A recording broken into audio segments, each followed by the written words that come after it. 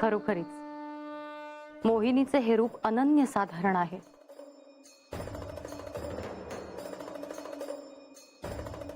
त्रिभुवन सुंदरी असूनही कोणत्याही इतर देवी स्वरूप स्त्रीचे किंवा शक्तीचे असुरांना आकर्षण वाटले नाही.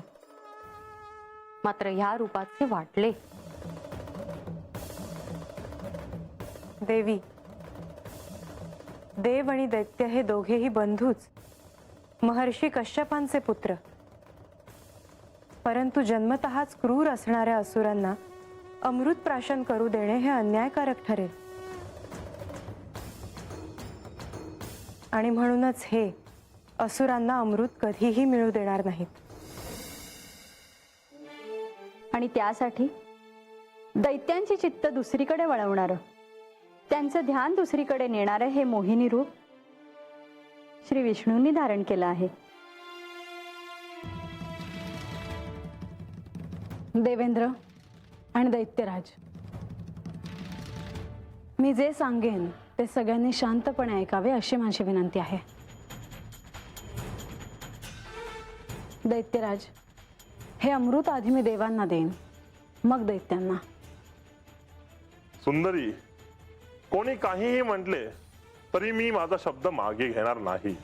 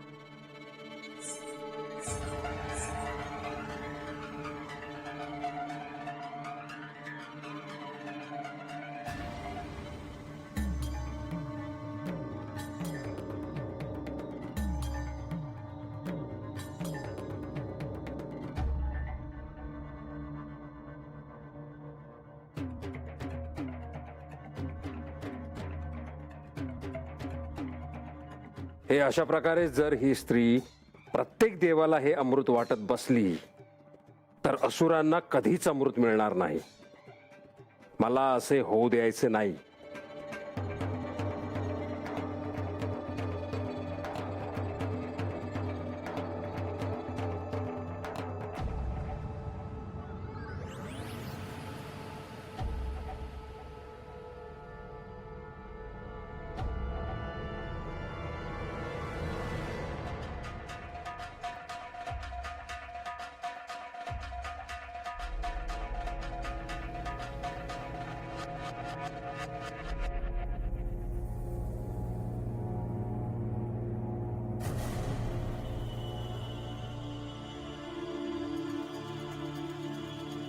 सुंदरी, सुंदरी, मी इथे आधी आलो होतो. हे अमृत मला आधी मिळायला हवे.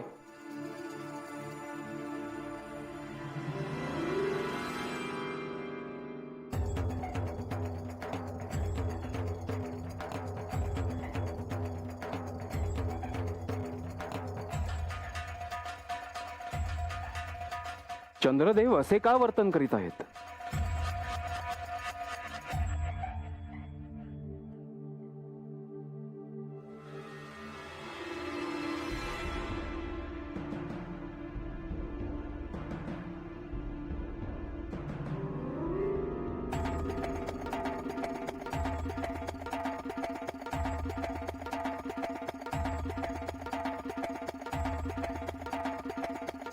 चंद्रदेव, हा दैत्य आहे.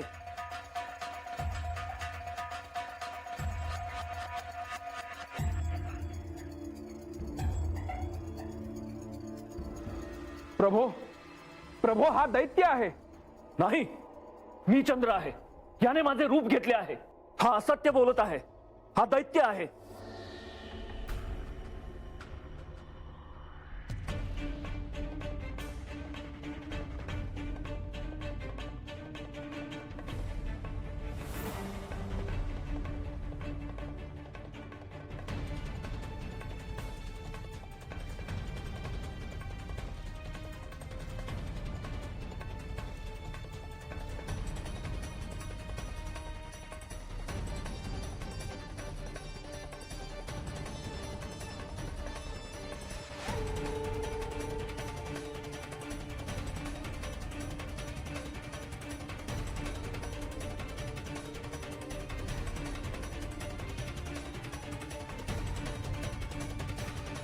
प्रभो काहीतरी करा प्रभो. दैत्यांनी कपट केले आहे.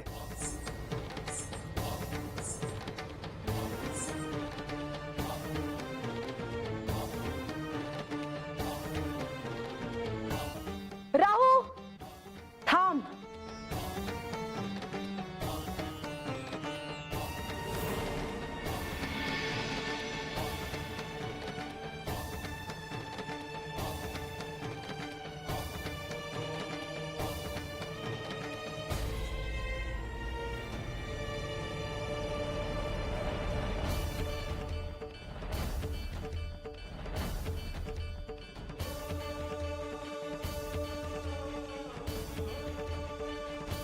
थांब राहू, अन्यथा तुला तुझे प्राण गमवावे लागतील. मी अमर झालो आहे. मी अमर झालो आहे.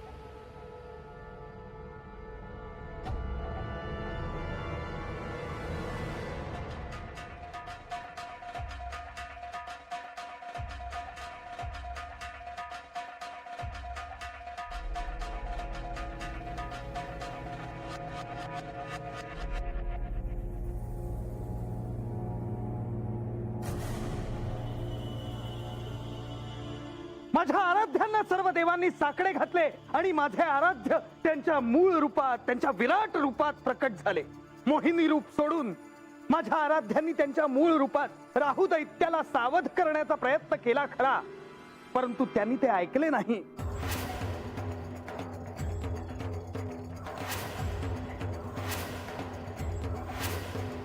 आणि त्यामुळे माझ्या आराध्यांनी क्षणात त्यांच्या सुदर्शन चक्राने राहूचे मस्तक त्याच्या धडापासून वेगळे केले.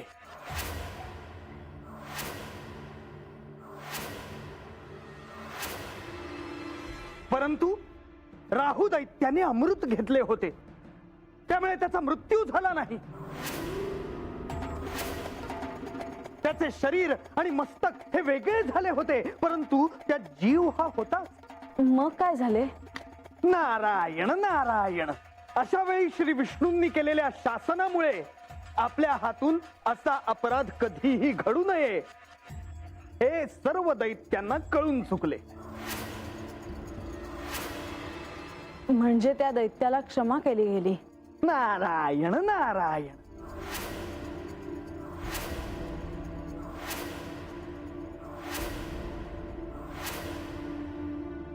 राहू या दैत्याने जे काही केले त्याचे त्याला शासन मिळाले आहे. होय, मी सुदर्शन चक्राने त्याचे धड आणि मस्तक वेगळे केले खरे, परंतु अमृत प्यायल्यामुळे अजूनही त्याचा प्राण गेलेला नाही.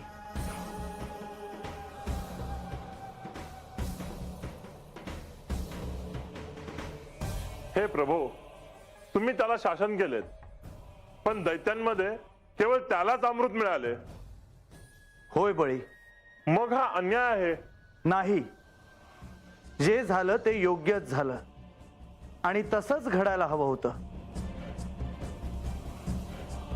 प्रभो, माझ्या अपराधाबद्दल मला क्षमा करावी आणि मला पूर्ववत करावं. आता ते शक्य नाही राहू.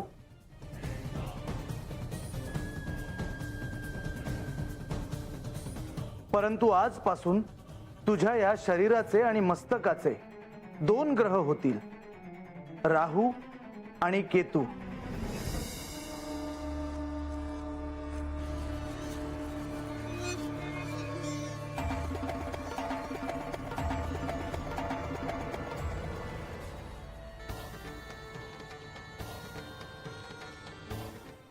नारायण नारायण. दैत्य दानवांनी मोठ्या हुशारीने समुद्र मंथनासाठी प्रयत्न केले तरी देखील देवांशी विनमुख असल्या कारणाने त्यांना अमृत प्राप्ती झाली नाही.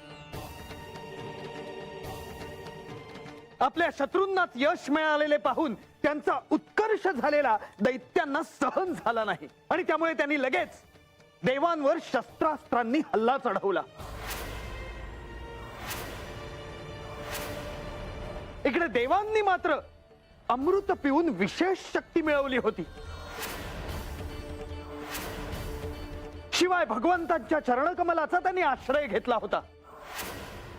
त्यामुळे तेही शस्त्रांनी सज्ज झाले आणि दैत्यांना प्रतिकार करू लागले.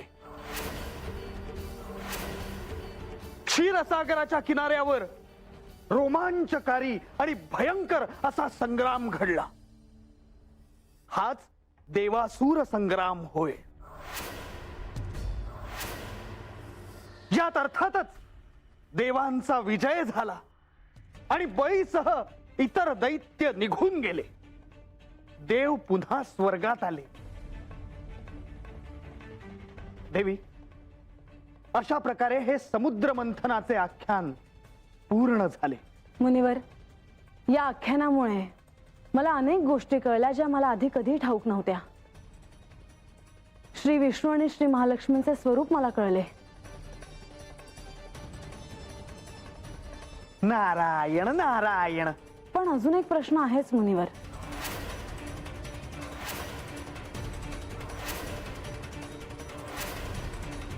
आणि तो प्रश्न काय आहे हे मला ठाऊक आहे. आणि तो प्रश्न म्हणजे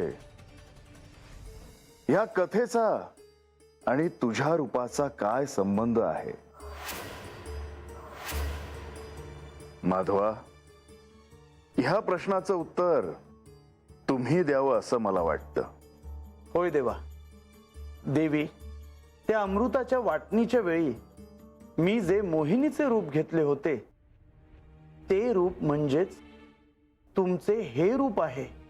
काय? होय म्हासा. पण हे कसं काय घडलं? ते रूप अत्यंत विलोभनीय होतं.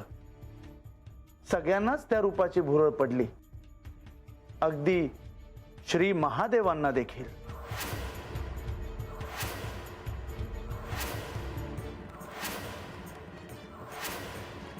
होय म्हासा. ते मोहिनी रूप मला इतके आवडले होते की ह्या कृतयुगात तुझ्या या मोहिनी रूपाशी माझा विवाह होईल हे निश्चित झाले होते.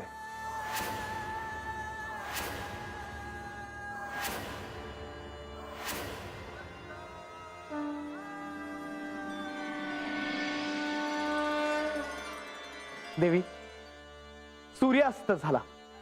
आख्यान इथेच संपवावे लागणार. हो. म्हासा, काय झाले? काय नाही. हे ऐकून मी माझ्याच विचारात आहे, दुसरं काही नाही.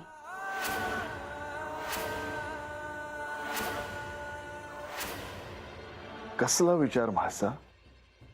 तुला काही आठवतंय का? नाही, पण मी असा विचार करते आहे की कृतयुगात तुमच्या मल्हारी मार्तंड अवतारात तुमचा माझ्या या रूपाशी विवाह होणार आहे असे जेव्हा ठरले तेव्हा मी कुठे होते?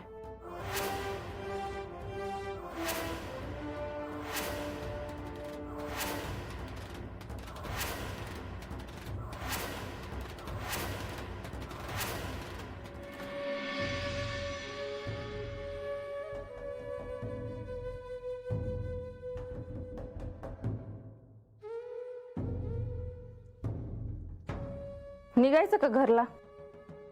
थांबा की हातच. नग, घरी मोप काम पडली आहेत. अगं दम धर की जरा. हा, सारखं आपलं घरला चला घरला चला घरला चला. वाईस थांबा हातच. जेवण मग जा घरला. हा, जेवून जाऊ. थांब. जेवणाचं नाव काढलं की बसले पाय पसरून. गंगे राहू दे. म्या काय विचारतो बानू? काय विचारू नका, डोसक खाल त्यांचं. तू घरला चल, तुला दाव तू चांगलं. म्या ए रंग्या, उगा भांडू नका. काय रे, काय विचारायचं आहे? नाही, म्या काय म्हणतो, म्हणजे आता एवढं समजा आख्यान झालं, मी ऐकलं, म्हणजे त्यातलं मला लय काही कळलं असं नाही, पर माझ्या एक ध्यानात आलंय का त्या समध्या गोष्टीमध्ये तो कुठंच नव्हतीच. नाही म्हणजे तो कोण आहेस, काय आहे, जी समजा काय होतं ती समजा महाराष्ट्र देवीच सांगत होती. म्हणजे मला असं वाटलं. मी काय म्हणलं होतं, काही विचारू नका म्हणून, कारण तुम्ही काय बोलणार म्हणजे चांगलं वाटेल असं नाहीच. मी काय चुकीचं बोललो वय बानू? नाही, पण मला बी असंच वाटलं. हा मग बघ, तुला काय कळत नाही. रंग्या, राहू दे ना, तिला कशा पायी बोलतोस? पण मी आता आशात सोडून दिली आहे बघ, का आता मला काय बाय कळेल. माझ्यासाठी तर 30 दिवस मोलाचे होते. तेव्हा देव मला भेटाया चंदनपुरीला आले होते. आणि म्हाळसाताईंनी म्हातारं व्हायचा शाप दिला असून बी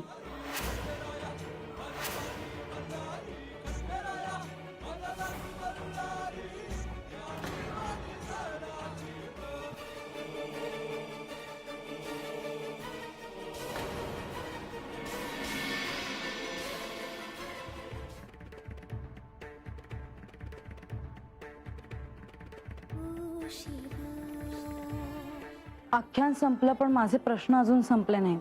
त्याचा तुला निश्चितच लाभ होईल. जे बीज उरवलं आहे त्याचा एक दिवस वृक्ष निश्चितच होईल. ते व्यर्थ नाही जाणार. मोहिनी ही अजूनही माझ्यासाठी कोडच आहे. नंतर मोहिनीचं काय झालं? ते मोहिनी स्वरूप अजून जिवंत आहे. ह्या क्षणीही?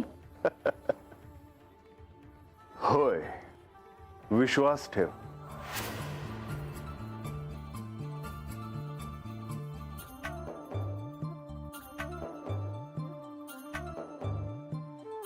या क्षणी मलाही मोह होतो आहे की तुला सांगावं की तू स्वतःच ते मोहिनीचं रूप आहेस.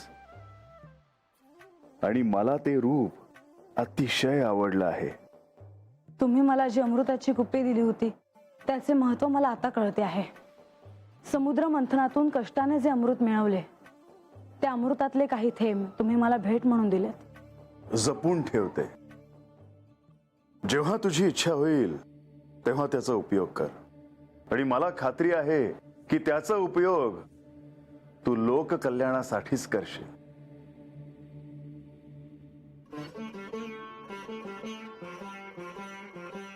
मला असं वाटतं की गडावर आपण एक मोठा उत्सव आयोजित करावा. कशासाठी? श्री विष्णू आणि श्री महालक्ष्मी यांनी आपल्या मूळ रूपाचे दर्शन सगळ्यांना दिले आहे, त्याचा आनंद उत्सव. उत्तम कल्पना आहे, पण त्याआधी श्री महालक्ष्मी देवी आणि श्री विष्णू यांची तू अनुमती घे. त्यात अनुमती काय घ्यायची? ते नाही म्हणणार नाहीत. तू करू नकोस असं माझं म्हणणं नाहीये. अनेक वेळा लक्ष्मीदेवी त्यांना स्वगृही जायचे आहे असं म्हणत होत्या. ह्याचा अर्थ मला आत्ता कळला आहे. स्वगृही म्हणजे विष्णू लोकी, हो ना? होय.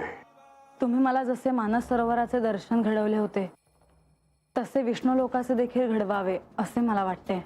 त्याचा योग आला की तेही घडेल. पण श्री विष्णू, श्री महालक्ष्मी आपल्याला सोडून विष्णू लोकात नाही ना जाणार? ते आपल्यावर अवलंबून आहे. त्यांनी जाऊ नये अशी माझी इच्छा आहे.